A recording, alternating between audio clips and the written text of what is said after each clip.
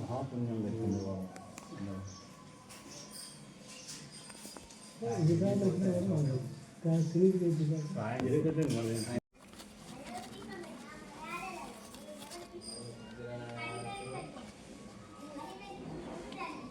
పెళ్ళితోనే రాసింటారా?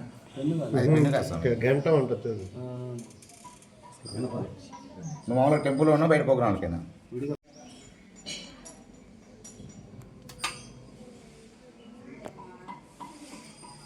పెట్టినా చెప్తా. అదేనండి బ్రహ్మంగారు పెట్టిన నైవేద్యలింగము. బ్రహ్మంగారు ఆయన శ్రేష్ఠాలతో పెట్టినది. బ్రహ్మంగారు మఠం నుంచి అహోబిలము జ్యోతి క్షేత్రం బయలుదేరే సమయానికి మన ఊరి గమ్యంలోకి వచ్చేసరికి మనకి ఒక విశ్వబ్రహ్మణ కుటుంబం ఉంది. మాది సుపర్ణ శివత్రము. అందరు రెడ్డి గారు ఉన్నారు. వీళ్ళందరూ కలిసి స్వామివారిని ప్రాధాయపడడం జరిగింది. స్వామి మీరు ఖచ్చితంగా మా గ్రామానికి రావాలని. వీళ్ళ భక్తి సేవలకు మెచ్చిన బ్రహ్మంగారు మన అక్కంపేట గ్రామానికి రావడం జరిగింది.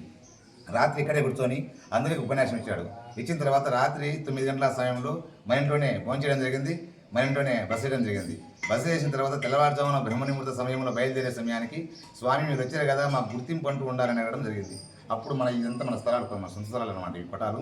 అక్కడికి వచ్చి ఆయన శ్రేష్ఠాలతో ఆయన అనుష్ఠానం చేసుకొని మంత్రాన్ని అక్కడ పెట్టడం జరిగింది. చిన్న లింగం అది లోపల భూమిలో నుంచి పెరుగుతూ ఉంది. మనం కొంచెం గిల్లితే తెల్లవారిలోపు ఆ కాటన్ అనేది పూరించబడిపోతుంది. మామూలుగా ఎప్పుడైనప్పుడు గిల్లము ఏదైనా ప్రాణాపాయం, ఎవరైనా గర్భిణీస్ ఉంటారు కదా, వాళ్ళు ప్రసవించలేనప్పుడు ఒక 3 days ముందు తీసుకొని పోతారు. ఆ నొప్పులు కనిపించిన సమయంలో కొంచెం నీళ్ళలో వేసి తాపితే సులువుగా కానుకోవడం జరుగుతుంది. ఎక్కువ సంతానం గురించి రావడం జరుగుతుంది.